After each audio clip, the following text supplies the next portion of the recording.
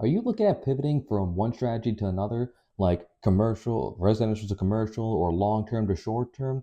Well, that may be tricky. So stick with me. I'm going to walk you through how to do just that.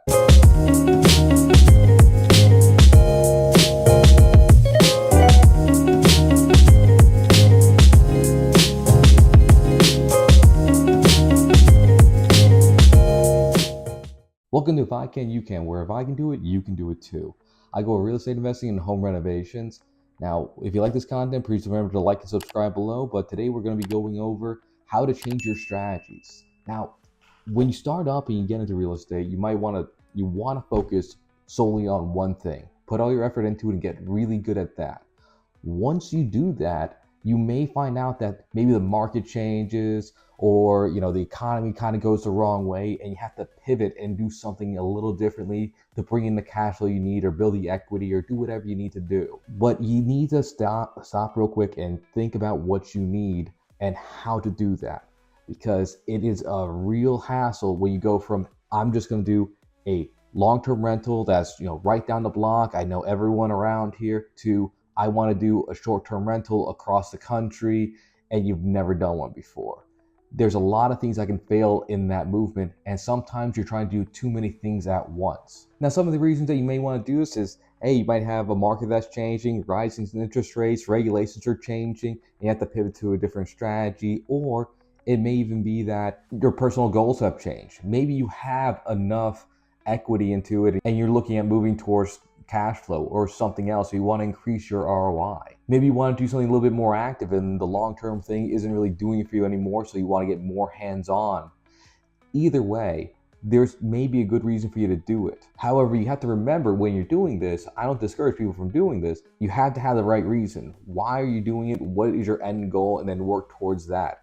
Remember, you're not quitting what you were doing before, you're just adapting to a new situation. Now, for this basis, we're going to look at maybe long-term and residential moving to commercial, or long-term moving to short-term, because those are pretty much the ends of the spectrum there. So I'm going to use those for example. I've heard some advice before, and I think it's a pretty good, solid piece of advice. If you're looking at making a shift, you should probably only do one big movement at a time, maybe a little bit more than that, but not too much. And what do I mean by that?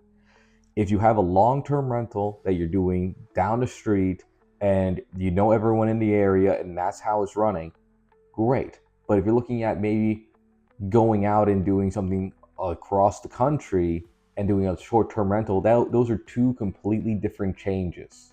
And if you're looking at doing self-managing versus having a property manager, you're starting to add in a whole lot of variables on top of each other that you normally don't do or don't know how to do.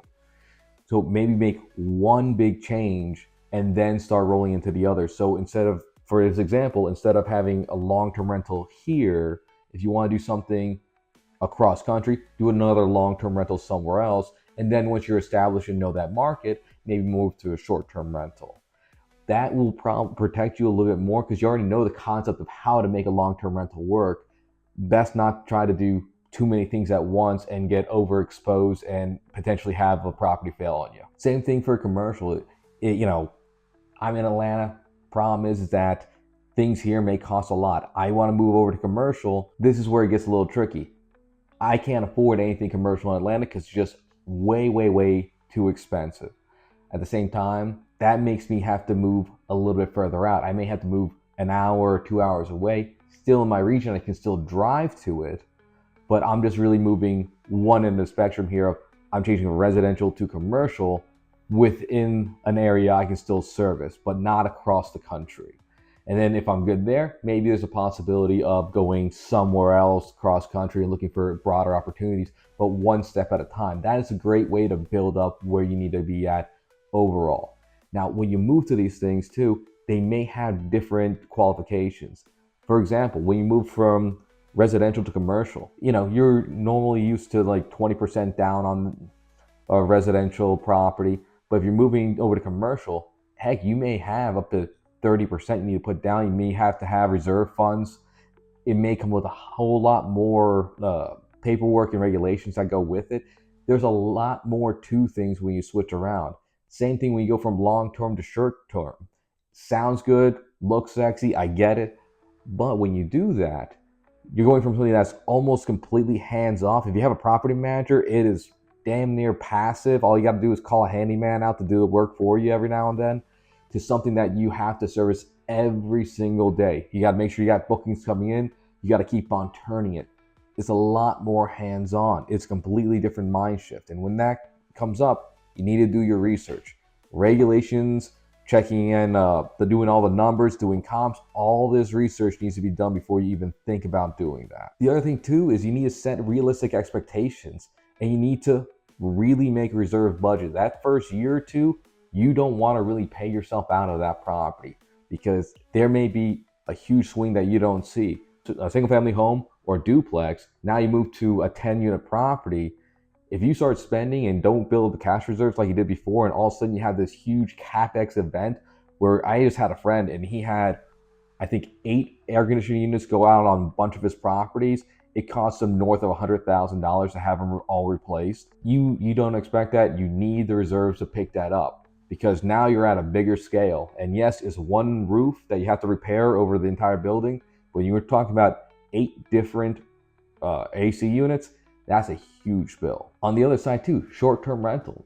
You're used to a long-term rental, and here you are, it's every month after month after month, you're gonna get the same paycheck. And you know that going in. However, with Airbnb or Vrbo or wherever short-term rental you have, you're gonna have peak seasons, you're gonna have off season. And if you come in and you're like, you know what, I'm making $6,000 net a month, and you're like, this is great, but it's in the summer and that's peak season, and you're spending all that money, and all of a sudden you get into December and you're getting 0 bookings, and now you're wondering, scrambling, how am I going to pay the mortgage?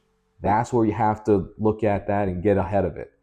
It's all possible, but you have to be able to get ahead of it. You also have to look for permits, all this other stuff. I'm not going to go into everything STR, everything conventional, commercial, but if you're going to pivot, these are the things you got to be aware of.